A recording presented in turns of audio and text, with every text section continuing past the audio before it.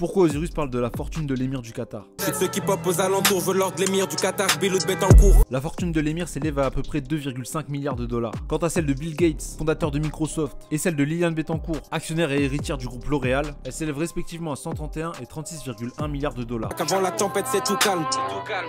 Osiris 7-7 Luka. Luka Doncic est un joueur de basket évoluant en poste de meneur pour les Mavericks de Dallas. Il porte le numéro 77 en hommage à son joueur préféré, le grec Vassilis Staniouli. À l'issue de la saison régulière 2023-2024, Luka obtient le titre de meilleur marqueur de la NBA. Ainsi, Osiris fait preuve d'ego trip en se comparant à ce dernier, et possédant lui-même un grand talent dans ce domaine. Je trouve mes clips sur Al Jazeera, rubrique qui lui dans le magazine.